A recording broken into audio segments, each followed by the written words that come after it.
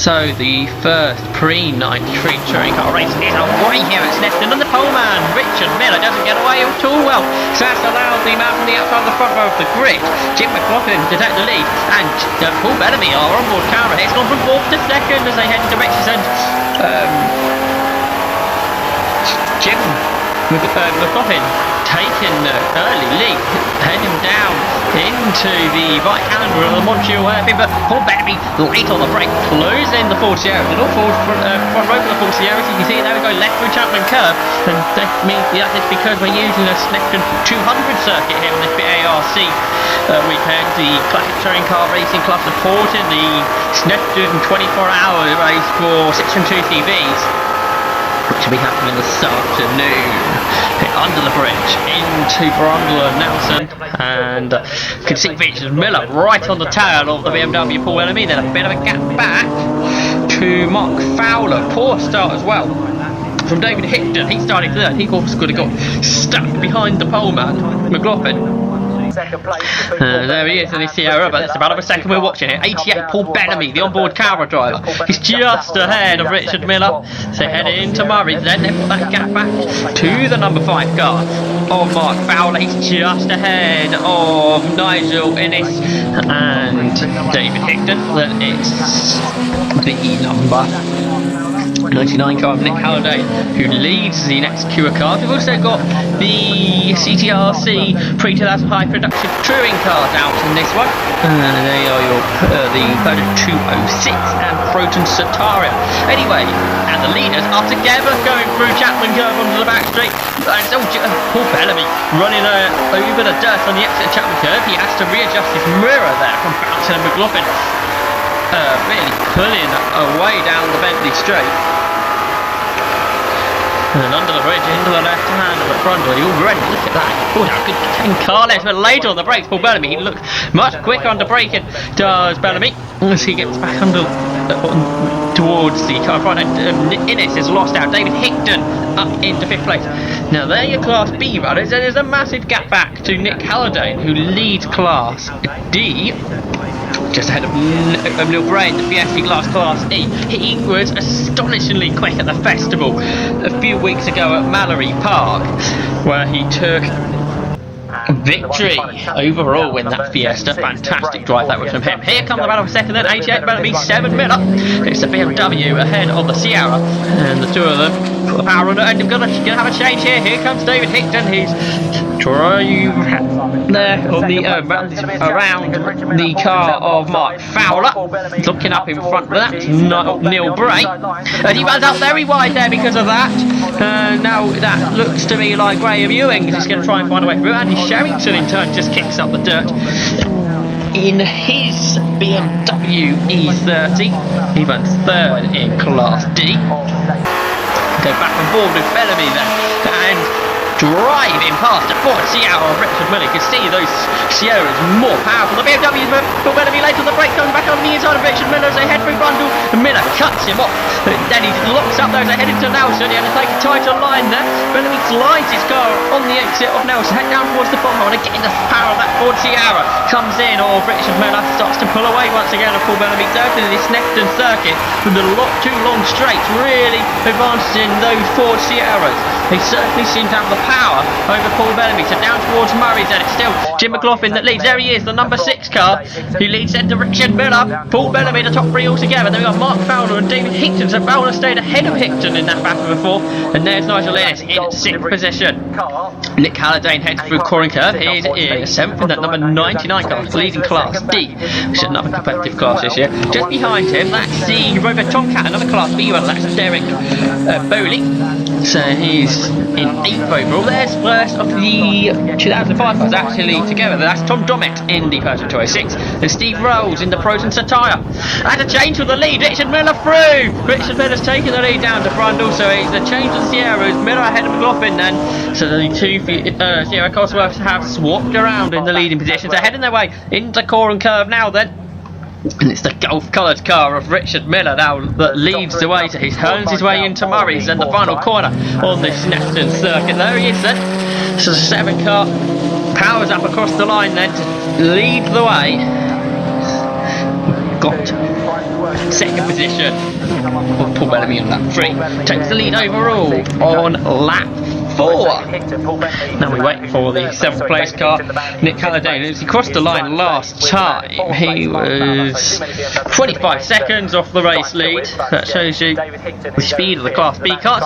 Steve Rolls under quite a bit of pressure from Graham Ewing. He snatches a brake there, he's all over the dirt. The car bounces up and down there, and Graham Ewings is really going to try and put the pressure on. Of course, the more powerful Rover Tomcat will try and stay in front. Neil Bray, Andy Sheraton, the next 2 cars to power up across the line. And then we've got the CTCR pre-2005 car next up. That's the Peugeot 26. Richard Miller, though, up the front, really starting to break away. The BMW's all coming together. Paul Bellamy starting to come under just a touch of pressure.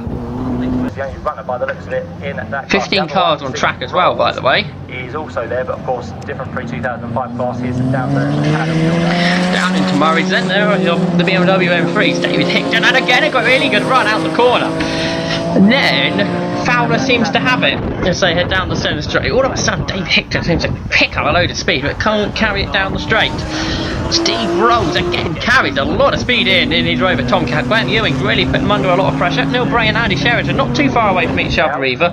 Sheraton, what, about a second behind, we would probably say. Here's the battle for 8th and 9th overall then. There's Graham Ewing, secondary class G37 car.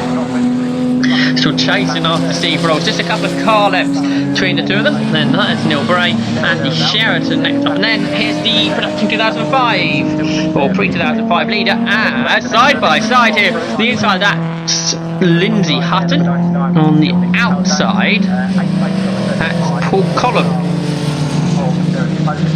In fact, it's Lindsay Hutton's car, isn't it? It's Simon Sheridan at the wheel. Now, Simon Sheridan normally at the wheel of a yellow Fiesta, so I'm not quite sure the reason for the car change there. But back to the leaders. It's Richard Miller, Jim McLaughlin trying to come back after him, and here's the battle now, really stepping up between the BMWs, because Mark Fowler started to break away from David Hickton, and he's put in the car. Paul Bellamy has lights ablaze under pressure as Fowler really slides the car out, though he had to overcorrect it almost. But now here they come, and across the start line to complete yet another lap for Paul Bellamy. Looks in his mirror, and that's because Mark Fowler's coming up on the inside of him.